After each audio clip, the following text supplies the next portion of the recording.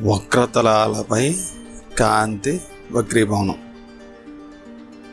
వక్రతలాలపై కాంతి వక్రీభవనం. ఓ మందపాటి కాగితం ముక్క తీసుకుందాం. దానిపైన నలుపు స్కెచ్ పెన్తో 4 సెంటీమీటర్ల పొడవు గల ఒక బాణం గుర్తు వేద్దాం. టేబుల్పై గాజు గ్లాసు వంటి ఒక స్తూపాకార పాత్రను తీసుకుందాం. గాజు గ్లాసు వంటి ఒక స్తూపాకార పాత్రను తీసుకుందాం. పాత్ర గుండా చూస్తూ కాగితంపై గీసిన బాణం గుర్తును పాత్రకి అవతల వైపు ఉంచమని స్నేహితురాలు చెప్పాము. అప్పుడు మనం ఏం చూడొచ్చు అంటే బాణం గుర్తు తక్కువ పరిమాణం గల ప్రతిబింబాన్ని ఏర్పరుస్తుంది. బాణం గుర్తు తక్కువ పరిమాణం గల ప్రతిబింబాన్ని ఏర్పరుస్తుంది. అయితే అదే గాజు పాత్రను నీటితో నింపమని స్నేహితురాలు చెప్పి అదే స్థానంలో మనం నిలబడి చూసామనుకోండి, అప్పుడు బాణం గుర్తు వ్యతిరేక దిశలో కనబడుతుంది. ఎందుకు ఇలా జరిగిందంటే పాత్ర ఖాళీగా ఉన్నప్పుడు బాణం గుర్తు నుండి వచ్చే కాంతి బాణం గుర్తు నుండి వచ్చే కాంతి వక్రతలం వద్ద వక్రీభవనం చెంది గాజు గుండా ప్రయాణిస్తుంది. తర్వాత గాజు నుండి గాలిలోకి చేరి పాత్ర యొక్క మరొక వక్రతలం వద్ద తిరిగి కాంతి వక్రీభవనం చెంది. అంటే ఇక్కడ 2 సార్లు వక్రీభవనం చెందుతుంది. తర్వాత గాజులోకి ప్రయాణించి మరలా బయట గాలిలోకి వస్తుంది. ఈ మార్గంలో కాంతి 2 యానకాల గుండా ప్రయాణించి తక్కువ పరిమాణ గల ప్రతిబింబాన్ని ఏర్పరుస్తుంది. రెండవ సందర్భంలో కాంతి వక్రతలంలోకి ప్రవేశించి నీటి గుండా ప్రయాణిస్తుంది. ఇక్కడ ఆ నీటి గుండా బయటకు వచ్చాక వ్యతిరేక దిశలో ఉన్న ప్రతిబింబాన్ని ఏర్పరుస్తుంది. అంటే పాత్రను నీటిలో నింపినప్పుడు గాలి నీరు అనే 2 యానకాల మధ్య ఒక వక్రతలం ఉంటుంది. ఇక్కడ గాజు నీరు యొక్క వక్రీభవన గుణకాలు సమానమని భావిస్తే, అంటే సమానం కావు కానీ సమానమని భావిస్తే, గాలి నీరు అనే 2 యానకాలు ఒక వక్రతలం నుంచి వేరు చేయబడినట్లు కనిపిస్తాయి. అయితే 2 యానకాలను వేరు చేసే ఒక వక్రతలాన్ని పరిగణలో తీసుకుంటే, ఈ వక్రతలం ఏ గోళానికి సంబంధించిందో ఆ గోళ కేంద్రాన్ని వక్రతా కేంద్రము అంటారు. దాన్ని ఏమంటారు? వక్రతా కేంద్రం అంటారు. దాన్ని సీతో సూచిస్తారు. వక్రతా కేంద్రం నుండి వక్రతలంపై ఏదైనా బిందువు వద్ద గీసిన రేఖ ఆ బిందువు వద్ద వక్రతలానికి లంబంగా అవుతుంది. వక్రతా కేంద్రం నుండి వక్రతలంపై ఏదైనా బిందువు వద్ద గీసిన రేఖ ఆ బిందువు వద్ద వక్రతలానికి లంబం అవుతుంది. అయితే వక్రతలంపై వివిధ బిందువులకు లంబం దిశ మారుతుంది. వక్రతలం యొక్క కేంద్రాన్ని ధ్రువం అంటారు. వక్రతా కేంద్రాన్ని ధ్రువాన్ని కలిపే రేఖను ఏమంటారు? ప్రధానాక్షం అంటారు.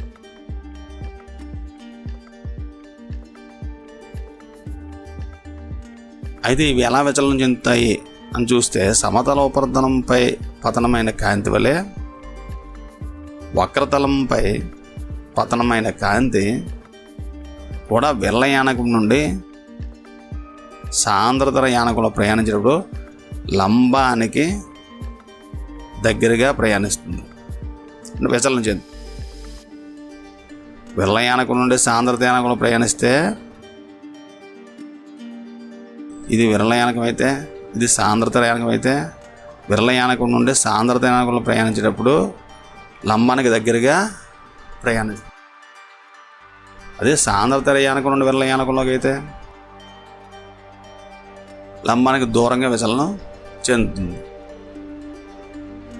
ఇప్పుడు మనం అయితే ప్రధానాక్షం గుండా ప్రయాణించే కిరణం, వక్రతా కేంద్రం గుండా ప్రయాణించే కిరణం గురించి చూస్తే, వక్రతా కేంద్రం గుండా ప్రయాణించే కిరణం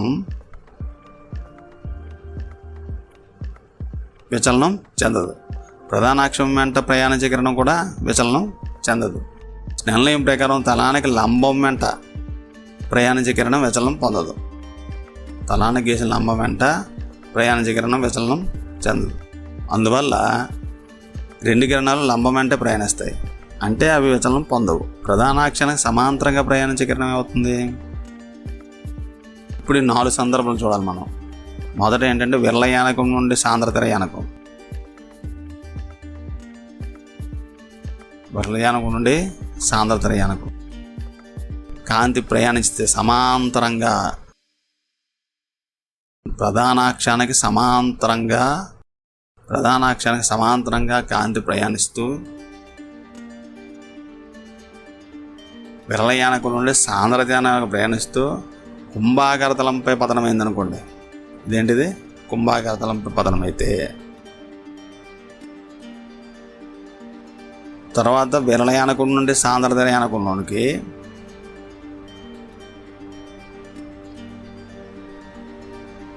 పుటాకార తలంపై పతనమైంది అనుకోండి.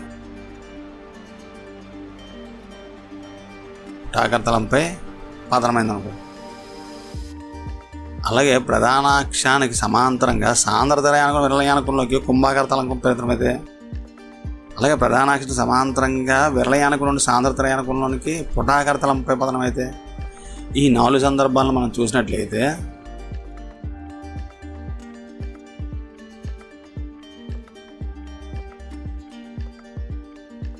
వక్రీభవన కిరణం ప్రధానాక్షంపై ఒక బిందువు వద్ద చేరడం మనం చూస్తాం. ఎక్కడ? విరళ యానకం నుండి సాంద్రతర యానకంలోనికి కాంతి ప్రయాణించినప్పుడు అది కుంభాకార తలం అయితే మరియు పుటాకార తలం అయితే, ఆ 2 సందర్భాల్లో కూడా ప్రధానాక్షం వద్ద ఒక నిర్దిష్ట బిందువుని కాంతికిరణం చేరుతుంది. అలాగే వక్రీభవన గుణకం ప్రధానాక్షానికి దూరంగా జరిగేవేంటి? సాంద్రతర యానకం నుండి విరళ యానకంలోకి వెళ్ళాలి. కాంతికిరణం లేనట్లయితే అప్పుడు దూరంగా జరుగుతుంది. అవి వెనక్కి పొడిగించామనుకోండి, అవి కూడా ప్రధానాక్షాన్ని ఒక బిందువు వద్ద చేరుతాయి. ఒక నిర్దిష్ట బిందువు వద్ద ప్రధానాక్షాన్ని ఖండిస్తాయి. ఈ అన్ని సందర్భాల్లో వక్రీభవన కిరణం ప్రధానాక్షాన్ని ఖండించే బిందువుని ఏమంటారు? ప్రధానాక్షాన్ని ఖండించే బిందువును ఏమంటారు? నాభి అంటారు.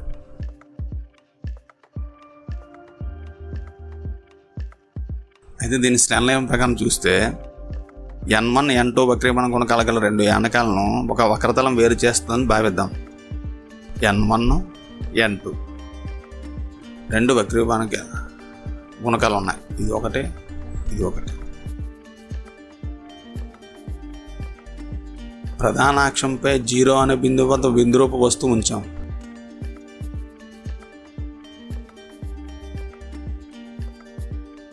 ప్రధానాక్షం వెంబడి ప్రయాణించే కిరణం యానకాలను వేరు చేసే వక్రతలం వద్ద విచలనాన్ని పొందకుండా ధ్రువం గుండా ప్రయాణిస్తుంది.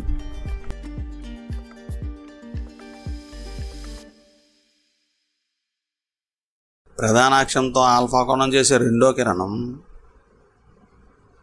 ఏ బిందువు వద్ద తాకుతుంది? వక్రతలాన్ని ఏ బిందువు వద్ద తాకుతుంది? ఏ బిందువు వద్ద తాకింది అక్కడ పతనం కూడా ఎంత అయింది? θ1. ఆ కిరణం విచలనం పొంది రెండో యానకం గుండా ఏఐ రేఖ వెంబడి ప్రయాణిస్తుంది. అక్కడ వక్రీభవనం కూడా ఎంత? θ2. మొదటి రెండవ కిరణాలు వక్రీభవన కిరణాలు I వద్ద కలుస్తాయి. మొదటి రెండవ కిరణాలు I వద్ద కలుస్తాయి. ఇక్కడ ప్రతిబింబం ఏర్పడుతుంది. అంటే రెండో వక్రీభవన కిరణం ప్రధానాక్షంతో చేసే కోణం గామా. రెండో వక్రీభవన కిరణం ప్రధానాక్షంపై చేసే కోణం గామా. ఏ బిందువు వద్ద గీసిన లంబం ప్రధానాక్షంతో చేసే కోణం బీటా. ఏ బిందువు వద్ద గీసిన లంబం ప్రధానాక్షంతో చేసే కోణం ఎంతైంది? అది బీటా అనుకుందాం. ఇప్పుడు ఏమైంది? పిఓ వస్తువు కదా, పిఓ వస్తు దూరం. పిఐ ఏమైంది? ప్రతిబింబ దూరం. పీసీ ఏమవుతుంది? వక్రత వ్యాసార్థం. అది రెండు యానకాల వక్రీభవనం గుణకాలంతా N1 N2. ఇప్పుడు వీటి మధ్య సంబంధాన్ని చూసామనుకోండి. ఏసీఓ తీసుకుందాం ఫస్ట్.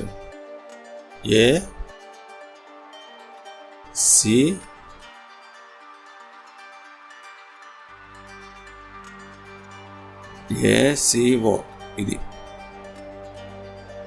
తీసుకుంటే θ1 equal to alpha plus beta. తర్వాత త్రిభుజం ACI beta equal to θ2 plus gamma. Beta equal to అంటే beta minus gamma equal to θ2. Beta minus gamma equal to θ2. Snell నియమం ప్రకారం N1 sin θ1 equal to N2 sin θ2. θ1 ప్రతిక్షేపించామనుకోండి.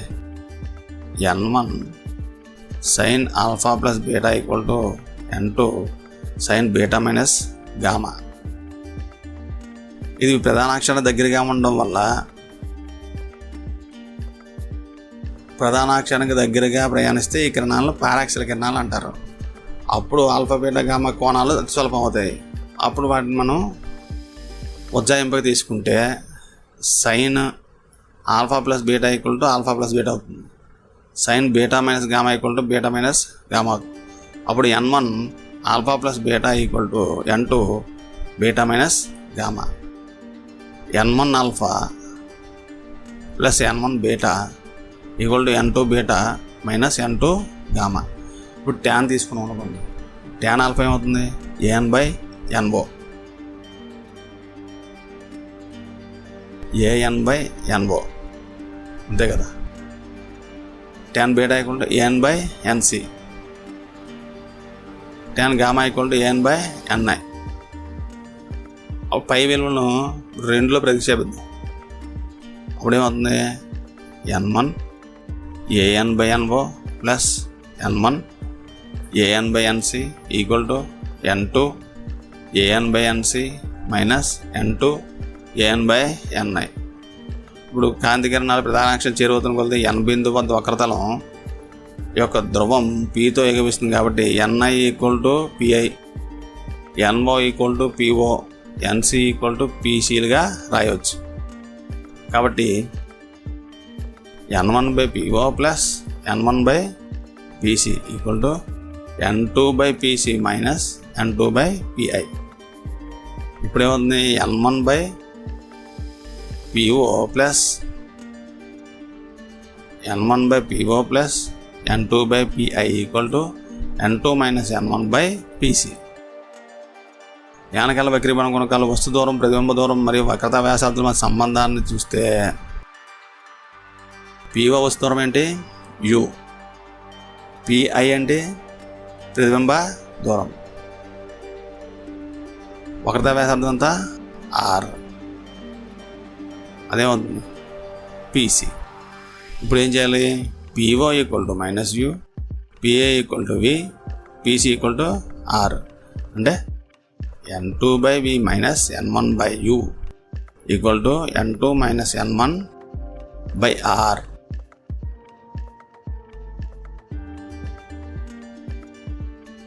వక్రతలాలపై కాంతి వక్రీభవన సూత్రం N2/V minus N1/V equal to N2 minus N1/R. N1 మొదటి యానక వక్రీభవన గుణకం, N2 రెండో యానక వక్రీభవన గుణకం, వక్రతా వ్యాసార్థం R, U ఏమో వస్తు దూరం, V ఏమో ప్రతిబింబ దూరం. ఈ సూత్రాన్ని సమతలకు కూడా వినియోగించవచ్చు. సమతల వక్రతా వ్యాసార్థం అంటే R విలువ అనంతం అవుతుంది. అప్పుడు 1/R విలువ ఏమవుతుంది? 0. అప్పుడు N2/V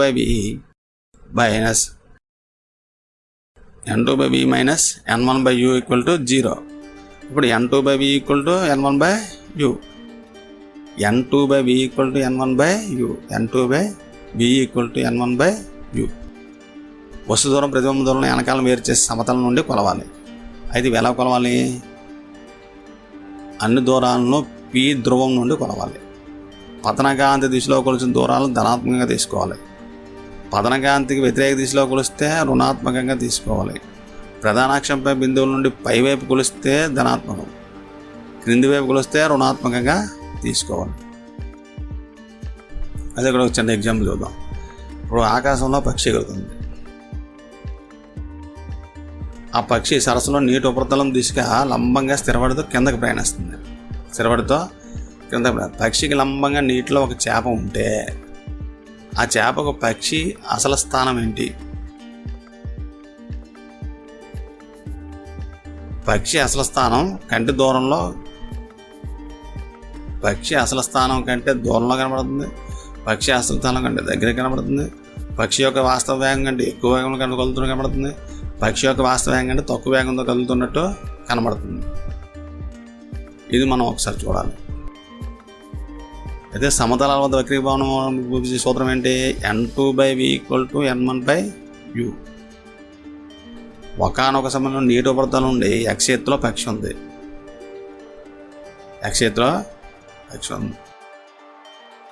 నీటి వక్రీభవనం కొనుక్కో n, గాలి వక్రీభవనం కొనుక్కో 1. u ఎంత? -x. v ఎంత? -y. వీళ్ళు ప్రతిక్షేపిస్తే n/-y = 1/-x, y = nx. నీటి వక్రీభవనం కొనకు విలువ 1 కన్నా ఎక్కువ అని మనకు తెలుసు. కాబట్టి పై సమీకరణం ప్రకారం y విలువ x కంటే ఎక్కువ. కాబట్టి చేపకు పక్షి దాని అసలు స్థానం కంటే దూరంలో కనబడుతుంది. పక్షి స్థిరపడితో లంబంగా కిందకి ప్రయాణిస్తుందని మనం భావించాం. భూమిపై నుండి చూసే పరిశీలనకు నిర్దిష్టంలో పక్షి x దూరం ప్రయాణించడం కనిపిస్తే అదే కాలంలో పక్షి y దూరం ప్రయాణించినట్లుగా చేప కనబడుతుంది. x కన్నా y విలువ ఎక్కువ కాబట్టి పక్షి వాస్తవ వేగం కంటే ఎక్కువ వేగంతో కదులుతున్నట్టు చేప కనబడుతుంది. 6 వక్రత వ్యాసార్థం గల పారదర్శక గోళం గాలిలో ఉంది. దాని వక్రీభవనం కొనుక్కో n. వస్తు దూరానికి సమాన దూరంలో గోళానికి రెండో వైపు నిజ ప్రతిబింబం ఏర్పడాలని ప్రధానాక్ష గోళం ఉపరితలం నుండి ఎంత దూరంలో వస్తువును ఉంచాలి? వస్తువురానికి సమాన దూరంలో ప్రతిబింబం ఏర్పడాలంటే గోళంలో ప్రయాణించే వక్రీభవన కిరణం ప్రధానాక్షానికి సమాంతరంగా ప్రయాణించాలి. గాలి వక్రీభవనం కొనుక్కో ఎంత? 1. గోళ వక్రీభవనం కొనుక్కో n అనుకుంటే వస్తు దూరం u = -x. ప్రతిబింబ దూరం ఇన్ఫినిటీ. అంటే n2/v - n1/u = n2 - n1/r. అంటే n/∞ - 1/-x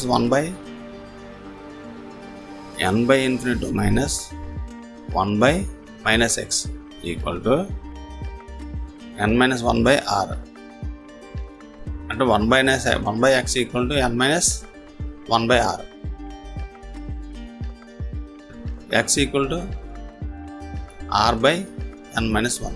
x = r/1-. అంటే కనుక మొదటి వక్రతల నుండి వస్తువు r × n, x = r/n-1. r/n-1 అంటే మొదటి వక్రతల నుండి వస్తువు r/n-1 దూరంలో ఉండాలి.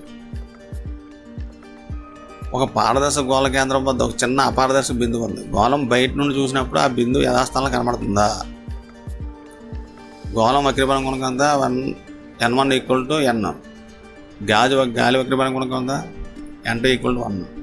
వస్తు దూరం u = -r. వక్రత వ్యాసార్థం r = -r. n2/v - n1/u = n2 - n1/r. 1/v - n/r =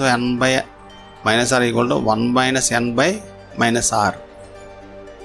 గాలి వక్రీభవనం కొనుక్కో n2 = 1. వస్తు దూరం ఎంత? u = -r. వక్రత వ్యాసార్థం r = -r. అయితే n2/v - n1/u = n2 - n1/r. దీనిలో మనం ప్రతిక్షేపిస్తే 1/u - n/-r = 1 - n/-r. అప్పుడు ఏమవుతుంది? సమీకరణం చేస్తే v = -r. అంటే వస్తు దూరం ప్రతిబింబ దూరం సమానం. కనుక బిందువు ఏ స్థానంలో ఉందో అదే స్థానంలో కనిపిస్తుంది. ఇది పదార్థం యొక్క వక్రీభవన గుణకంపై ఆధారపడదు. ఒకే వక్రతలం ఉన్నప్పుడు కాంతి వక్రీభవనం గురించి చర్చించాం. అయితే రెండు వక్రతలాలు ఉంటే ఏం చేద్దాం.